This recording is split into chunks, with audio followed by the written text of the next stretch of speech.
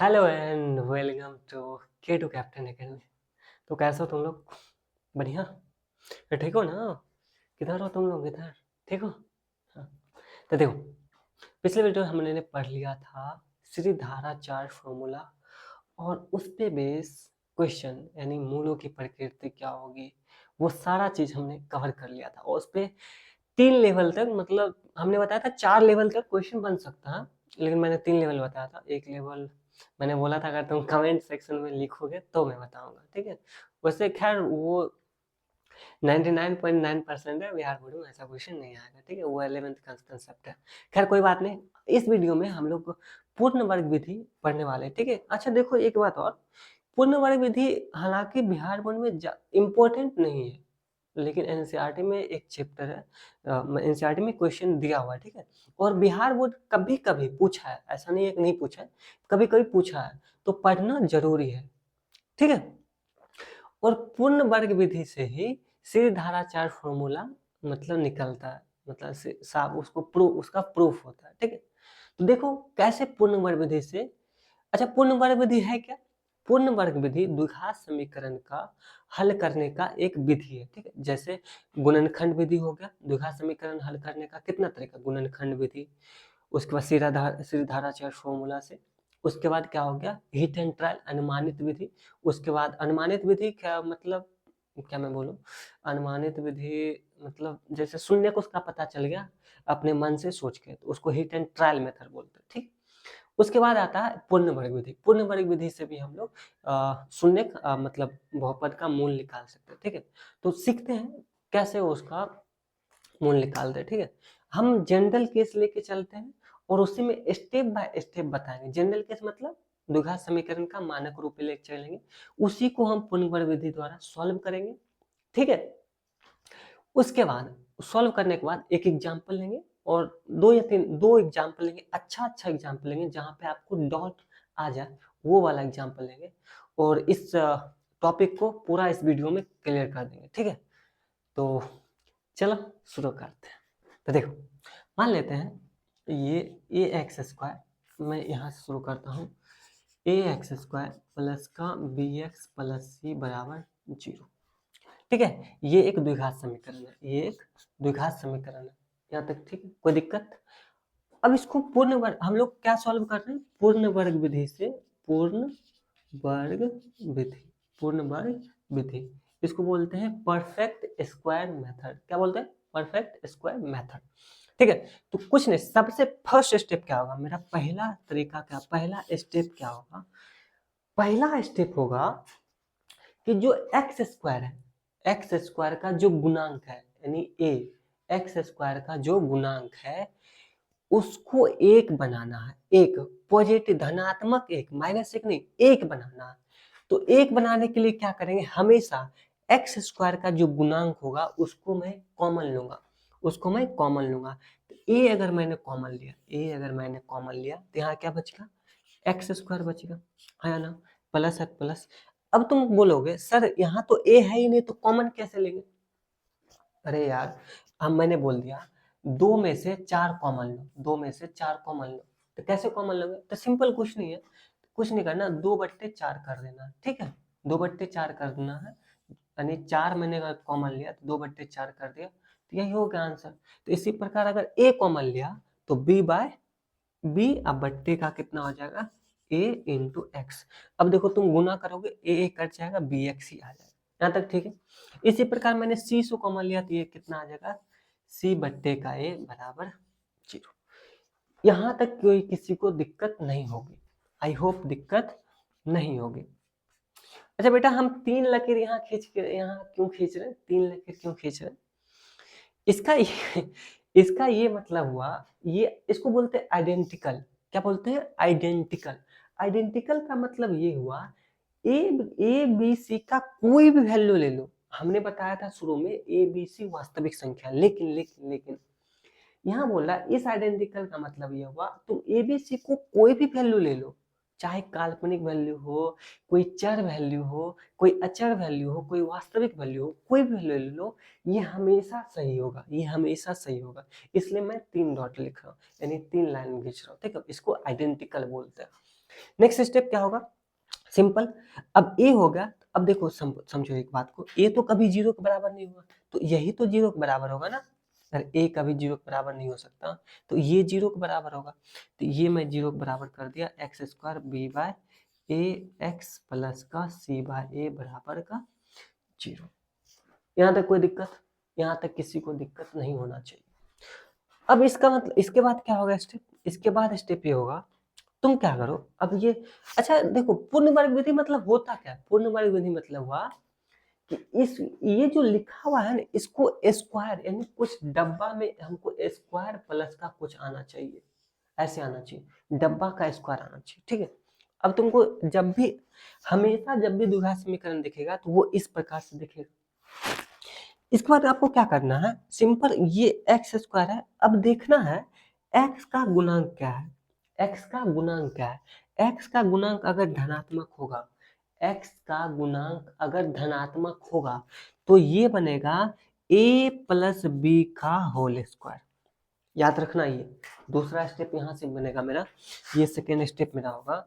मैंने क्या बताया, सेकेंड स्टेप, यदि यदि x का गुणांक धनात्मक हुआ तो हमेशा x प्लस यानी a प्लस बी का होल स्क्वायर बनेगा, ठीक है।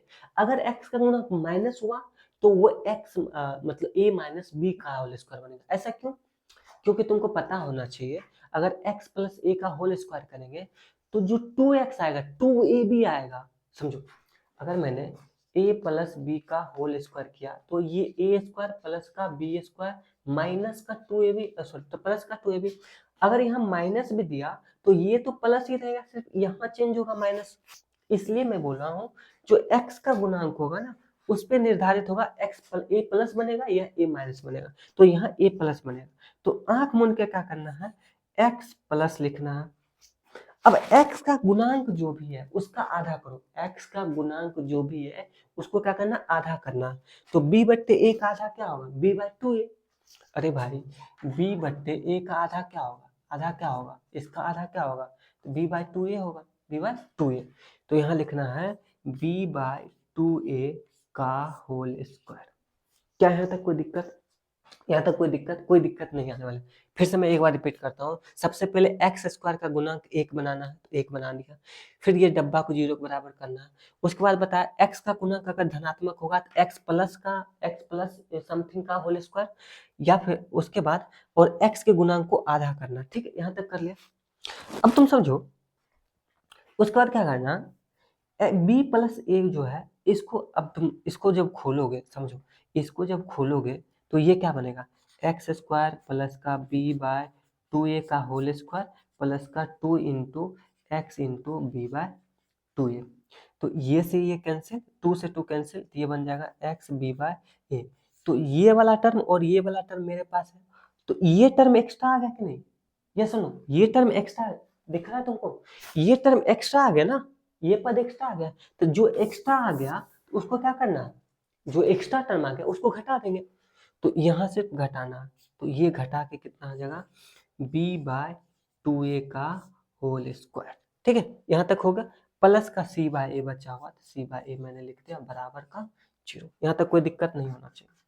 यहाँ से क्या बन गया, x plus B by 2a का होल स्क्वायर माइनस ये कितना हो जाएगा, बी स्क्वायर बट्टे का 4a स्क्वायर प्लस का c बाय ए बराबर 0। यहाँ तक ठीक है, मैं यहाँ मिटाता हूँ।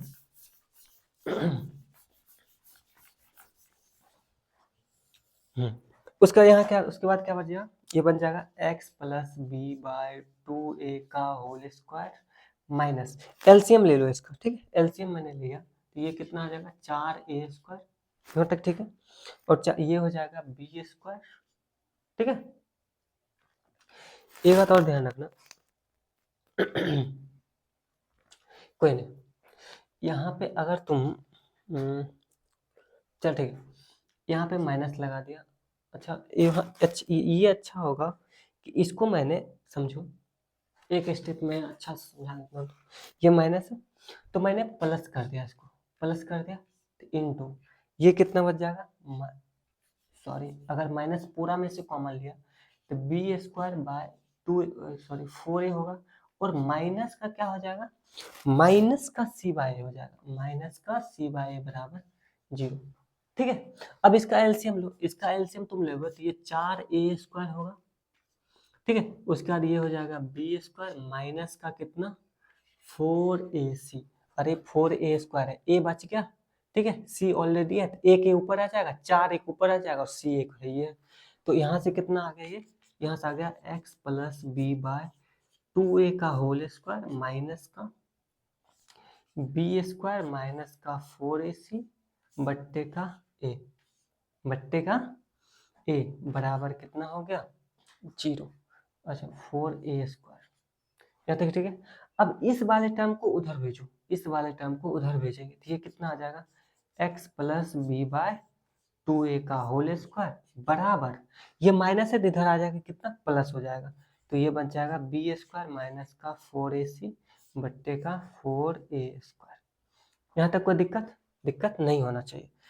अब ये क्या करो, समझो स्क्वायर है तो इधर भेजेंगे, जब स्क्वायर रूट को मान लो x² बराबर 4 है तो x बराबर क्या होगा प्लस माइनस √4। ठीक है, प्लस माइनस √4 ये याद हो। तो यहाँ से x plus B by 2a कितना आ जाएगा प्लस माइनस √b² माइनस का 4ac अपॉन 4a²। यहाँ तक कोई दिक्कत नहीं होगा। अब समझो ये 4a² है, रूट अंडर 4a² कितना आ जाएगा, अरे बताओ यार 4a² क्या हो जाएगा 2a हो जाएगा कि नहीं, ये सर नो इतना तो आ रहा होगा, हाँ सर हो जाएगा। तो यहाँ से क्या होगा, इसको भी उधर भेज देते, इसको उधर भेजो तो ये कितना आ जाएगा माइनस का b bye 2a plus minus ये ऊपर वाला कितना, अब बताए थे ये वाला टर्म क्या है, ये वाला टर्म क्या है, ये वाला तो d है, ये वाला d है कि नहीं, तो ये d हो जाएगा बट्टे का 2a हो जाएगा, और इसका जब एलसीएम लोगे तो ये हो जाएगा minus b plus minus √d by 2a। तो देखो यहाँ से क्या हुआ, यहाँ से मेरे को x का वैल्यू मिल गया कि नहीं, यस नो। अरे भाई यहाँ से x का वैल्यू आ गया कि नहीं, x का 2 गुणनखंड आ गया, तो 2 रूट क्या आ गया, एक आया minus b plus √d by 2a और एक आया minus b minus √d by 2a, यह है 2 रूट आ गया। तो देखो इसी को बोलते हैं पूर्ण वर्ग विधि। स्टेप क्या होगा, हमको समथिंग का ये जो भी द्विघात समीकरण दिया हुआ उसको डब्बा का स्क्वायर माइनस कुछ बनाना है, फिर जो भी बच गया वो 0 को उस पार भेजेंगे, मेरा मोटो ये रहेगा उस पार भेजेंगे, फिर स्क्वायर रूट चढ़ा देंगे, जो भी वैल्यू आएगा वो वैल्यू हम निकाल लेंगे। इसी को बोलते हैं पूर्ण वर्ग विधि। क्या इतना बात समझ आ गया, मैंने जनरल केस लिया, अभी क्वेश्चन भी करवाऊंगा। पहले स्टेप समझ आना, पहला स्टेप क्या है, x² के गुणांक जो भी होगा उसको 1 बनाना, ठीक है। उसके बाद x² का गुणांक तो 0 होगा नहीं, बाकी जो डब्बा वाला बचा उसको 0 के बराबर करना, ठीक है। फिर जो उसमें x का गुणांक होगा उसको क्या करना, आधा करना, उसको क्या करना आधा करना है। और x का गुणांक अगर धनात्मक हुआ, x का गुणांक अगर धनात्मक हुआ वो बनेगा a प्लस बी का होल स्क्वायर, अगर ऋणात्मक हुआ तो वो बनेगा a माइनस बी का होल स्क्वायर, ठीक है। तो नेक्स्ट स्टेप में मेरा बन जाएगा ये समथिंग का स्क्वायर, उसके बाद माइनस समथिंग, उसके बाद जो भी बचा उसको राइट हैंड साइड भेजना, यानी दाया साइड भेजना है, दाया साइड भेज के स्क्वायर रूट उधर चढ़ा देना, फिर x का वैल्यू आराम से निकल जाएगा। कोई दिक्कत, ये थोड़ा अगर टफ लगा तो कोई दिक्कत नहीं, एक क्वेश्चन लेते हैं वो थोड़ा आसान लगेगा, ठीक है। आई होप क्लियर हुआ होगा, अगर नहीं क्लियर हुआ तो फिर से देखो, वीडियो को आराम से क्लियर हो जाएगा, कोई दिक्कत वाली बात नहीं है। मैं एक क्वेश्चन लिखता हूँ, तब तक मैं वीडियो पॉज कर रहा हूँ। देखो मैंने एक क्वेश्चन लिया, ठीक है। अब इस क्वेश्चन को हम लोग अच्छा एक इंटरेस्टिंग चीज ये हो जाएगा, अगर ये मैं तीनों विधि से सॉल्व करवा देता हूँ इस क्वेश्चन को, ठीक है, उससे क्या होगा आपका रिवीजन भी हो जाएगा और आंसर आप लोगों को पता चल जाएगा कि कैसे कौन सा विधि आसान है, ठीक है। लेकिन अगर देखो अगर विधि का नाम लिख दिया जाए तो आपको विधि उस विधि से निकालना पड़ेगा, ठीक है। मैं पहले गुणनखंड विधि से सॉल्व करना चाहता हूँ, तो गुणनखंड विधि से हम लोग सॉल्व करना चाहते हैं, यानी फैक्टर मेथड से। तो मैंने क्या बोला था, पहले को दूसरे सबसे लास्ट वाले से गुना, तो ये 9 हो गया। अब 9 को इस प्रकार तोड़ो, मैं 3 में ही तोड़ सकता हूँ, 9 को इस प्रकार तोड़ो कि इसके बीच वाला पुर्जा, ठीक है, तो हमको साफ दिख गया। तो 9x² 9x² माइनस का 3x माइनस का 3x, तो -3x 6x हो गया, और इस दोनों को -3x को गुना करेंगे तो प्लस का 9x हो जाएगा, और +1 बराबर 0। बस अब कॉमन करना था, 3 इसमें से कॉमन आ रहा 3x, तो यहाँ बच गया 3x माइनस का 1 +1, यहाँ पे अगर -1 कॉमन करें तो यहाँ कितना बच जाएगा 3x माइनस का 1 बराबर 0। तो यहाँ से क्या हो जाएगा, हमने बताया था दोनों डब्बा मैच करना चाहिए, तो एक डब्बा को लिख लेंगे, तो एक डब्बा आ गया मेरे पास, और ये जो बच गया उसको लिख लेंगे 3x माइनस 1 बराबर 0। तो यहाँ से शून्य क्या हो जाएगा, ये बराबर 0, यानी 3x माइनस 1 बराबर 0, तो x बराबर कितना आ गया 1/3, और यहाँ से भी कितना आ जाएगा 1/3। तो ये गुणनखंड विधि से शून्य आ गया मेरा, ये सुनो गुणनखंड विधि से शून्य आ गया, यहाँ तक समझ आया। अब हम देखते हैं सीधीधाराचार फॉर्मूला, सीधीधारा फॉर्मूला।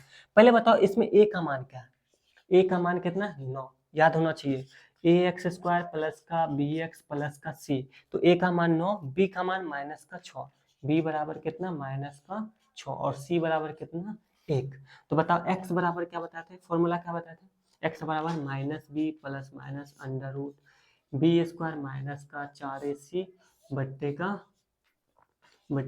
2a, तो -b, तो माइनस इंटू b का मान कितना माइनस का 6, तो -6 मैंने लिख दिया, उसके बाद प्लस माइनस अंडर b² यानी माइनस का 6 का स्क्वायर माइनस 4 इंटू a का मान 9, c का मान 1 हो गया, बट्टे का कितना 2 इंटू 1, ये कितना आ गया, ये प्लस हो जाएगा, प्लस का 6 प्लस माइनस अंडर रूट, ये 36 और माइनस 36, 36 माइनस 36, तो ये तो खत्म हो गया, 0 हो गया, बट्टे का 2, तो यहाँ बट्टे का 2, तो ये 6 बट्टे कितना आ गया 2, अच्छा एक नहीं गलत हो गया, सॉरी एक, ए का मान 9 दिया हुआ, ठीक है, ए का मान 9, तो 2 इंटू 9, तो यहाँ से कितना आ गया 6/18, तो यहाँ से कितना आ गया 1/3, तो x बराबर कितना आ गया 1/3, यहाँ तक ठीक है, कोई दिक्कत। अब दोनों रूट यही होगा 1/3, दोनों मूल कितना होगा 1/3 ही होगा, क्यों, मैंने क्या बताया था दोनों मूल 1/3 क्यों होगा, क्योंकि यहाँ पे जो b² माइनस 4ac यानी जो d था वो 0 के बराबर हो गया, इसलिए दोनों मूल समान हो गए, x बराबर 1/3 1/3। यहाँ तक क्लियर, मैंने 2 मेथड करवा दिया। अब ये लास्ट मेथड ये हम करवा देता हूँ, ये कि पूर्ण वर्ग विधि से इसको कैसे हल करेंगे, ठीक है। देखो ये अच्छा मेरे दिमाग में अच्छा आ गया, तीनों मेथड से मैंने करवा दिया, ठीक है। पूर्ण वर्ग विधि कैसे, क्या था 9x² माइनस का कितना 6x प्लस का 1 बराबर 0। मैंने क्या बताया था स्टेप 1 में, x² के गुणांक को 1 बनाना है, तो x² के गुणांक को 1 बनाना है, तो मैंने 9 कॉमन ले लिया, 9 कॉमन ले लिया, तो यहाँ बच गया x², ठीक है, यहाँ 9 कॉमन नहीं हुआ तो 6/9 बच गया, x प्लस का 1/9 बराबर 0। कोई दिक्कत यहाँ तक, कोई दिक्कत वाली बात नहीं है। तो ये कट के कितना आ जाएगा 2/3, 2/3 बराबर, अब बताया था इस डब्बा को 0 करना, ये 9 तो कभी 0 के बराबर नहीं होगा ना, ये डब्बा 0 होगा, यानी x² माइनस 2/3 x प्लस 1/9 बराबर कितना 0। कोई दिक्कत यहाँ तक नहीं है। उसके बाद मैंने क्या बताया था x² का गुणक क्या है निगेटिव यानी ऋणात्मक, तो ये क्या बनेगा a माइनस बी को होल स्क्वायर, यानी x माइनस, और x के गुणांक को कितना करना आधा करना, x के गुणांक को आधा करना है, तो बताओ 2/3 का आधा कितना होगा, 2/3 का आधा कितना होगा, सिंपल 1/3, ये सुनो, अरे 2/3 का आधा कितना होगा 1/3, तो इसका आधा करना है, तो ये हो जाएगा 1/3x का होल स्क्वायर। अब मैंने बताया था जो 1/3x है, 1/3 जो है,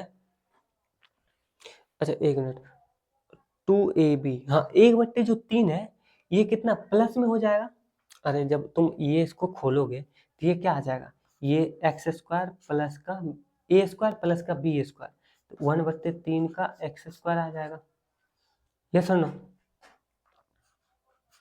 ये आ जाएगा, उसके बाद माइनस का 2 इंटू x इंटू 1/3, यही आएगा ना, ये कट कितना आ गया, तो ये मेरे को मिल गया x² और 2/3x मिल गया, लेकिन मेरे को ये चीज एक्स्ट्रा आ गया कि नहीं 1/3x एक्स्ट्रा आ गया कि नहीं, ये सुनो 1/3x एक्स्ट्रा आ गया, तो 1/3x को एक्स्ट्रा आने के तो माइनस करेंगे 1/3x का होल स्क्वायर, 1/3x का होल स्क्वायर। उसके बाद प्लस में कितना बचेगा 1/9 बराबर कितना 0। यहाँ तक ठीक है, कोई दिक्कत वाली बात नहीं है। तो x माइनस 1/3x का होल स्क्वायर माइनस ये कितना हो गया एक्स स्क्वायर बट्टे का 9, उसके बाद प्लस 1/9। अच्छा मैं कुछ मिस्टेक तो नहीं कर रहा हूँ ना, एक मिनट, सॉरी सॉरी सॉरी, एक मिनट। हाँ, यहाँ a माइनस बी होगा ना, तो b का काम यहाँ x कैसे आ गया भाई, 1/3 का होल स्क्वायर बनेगा तभी तो ये बनेगा।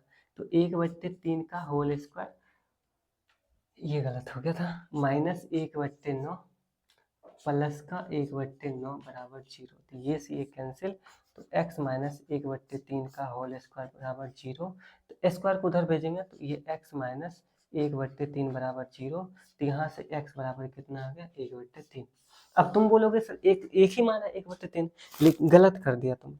मैंने बताया देखो स्क्वायर है ना, तो इसका दो आएगा, दो मूल आएगा ही आएगा, तो यहाँ पे दोनों मूल समान होगा। तुम कैसे कैसे समझो इसे, इसको ऐसे समझो x minus 1/3 into x minus 1/3 लिखा हुआ ये 0, तो ये डब्बा 0 ये डब्बा 0, तो दोनों से आ जाएगा 1/3 1/3।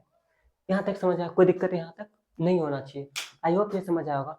और हिट एंड ट्रायल मेथड क्या होता है समझो, किसी को यहीं से दिख जाएगा कि 1/3 इसका शून्य है, वो बच्चा को दिख जाता, तो बस या तो ये दिख जाएगा 1/3 शून्य है, या नहीं तो उसको ये दिख जाएगा x माइनस 1/3 का होल स्क्वायर लिखा हुआ, ठीक है। बस वहां से हिट एंड ट्रायल करके शून्य निकाल लिया, कोई दिक्कत नहीं होगा। एक क्वेश्चन और पूर्ण वर्ग विधि से करता हूँ ताकि आपको और क्लियर हो, ठीक है। मैं लिखता हूँ पहले क्वेश्चन। तो देखो एक क्वेश्चन मैंने ले लिया, और ये रैंडम क्वेश्चन मैंने ले लिया, आंसर कुछ भी आ सकता है, ठीक है, लेकिन वास्तविक मूल आएगा वैसा लिया मैंने, ठीक है। तो कोई नहीं, सिंपल पूर्ण वर्ग विधि से बनाना। तो पहला स्टेप क्या होगा, मेरा पहला स्टेप होगा एक्स स्क्वायर के गुणांक को 1 बनाना। तो मैंने 4 को कॉमन किया, एक्स स्क्वायर प्लस ये कितना हो जाएगा 4, इस 5 को 4 कॉमन किया तो 5/4x माइनस 6/4 बराबर 0। ये कट के कितना आ जाएगा 3/2, 6/4 कितना आ जाएगा 3/2। तो अब ये डब्बा को 0 करना है, तो ये डब्बा हो जाएगा एक्स स्क्वायर प्लस का 5/4x माइनस 3/2 बराबर 0। कुछ नहीं। अब एक्स स्क्वायर के गुणांक क्या है प्लस है, तो एक्स प्लस समथिंग का होल स्क्वायर। अब इसको आधा करो, 5/4 का आधा करेंगे तो क्या आ जाएगा 5/8 का होल स्क्वायर। अब ये चीज एक्स्ट्रा आ जाएगा, तो ये चीज को माइनस करना है, 5/8 का माइनस का 3/2 लिखा हुआ बराबर 0। यहाँ तक ठीक है। अरे समझ आ रहा है कि नहीं यार भाई, समझ आ रहा है, समझ आ रहा है तुमको, बिल्कुल समझ आना चाहिए बस। अब बस कुछ नहीं करना, तो ये लिखना है 5/8 का होल स्क्वायर। बताओ 25, 8 का स्क्वायर 64, 25/64 माइनस का 3/2। मैंने माइनस अगर कॉमन कर लिया, तो यहाँ पे कितना हो जाएगा प्लस बराबर 0। अब क्या बताया था, डब्बा का स्क्वायर जो भी बचा उसको उस साइड भेजो, तो उस साइड भेजेंगे तो क्या बच जाएगा x प्लस 5/8 का होल स्क्वायर बराबर कितना हो जाएगा प्लस का ये 25/64 प्लस का 3/2। क्या यहाँ तक ठीक है, यहाँ तक ठीक है। अरे ठीक है कि नहीं। अब तुमको एलसीएम लेना, बताओ 64 और 2 का एलसीएम कितना हो जाएगा, ये सर 64 हो जाएगा, ये सर 25 हो जाएगा, और प्लस 32 कितना हो जाएगा 32 गुना 3। इतना तो आ रहा होगा यार, नहीं आ रहा तो जाओ 6 क्लास में।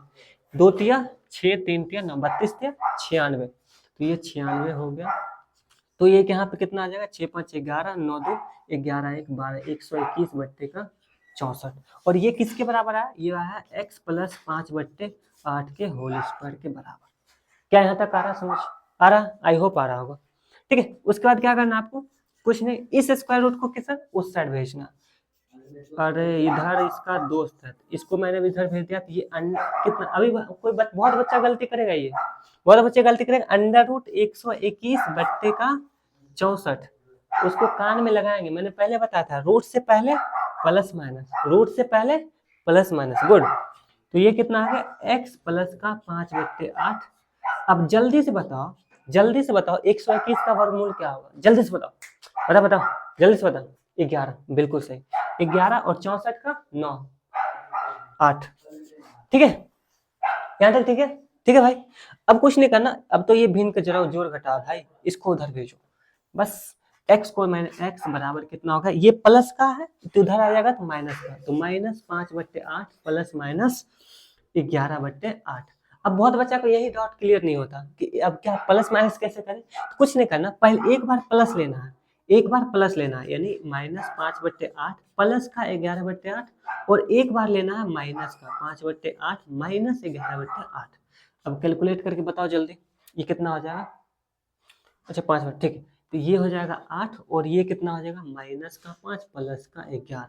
तो यहाँ से आंसर कितना आ गया, यहाँ से आंसर आ गया 6/8।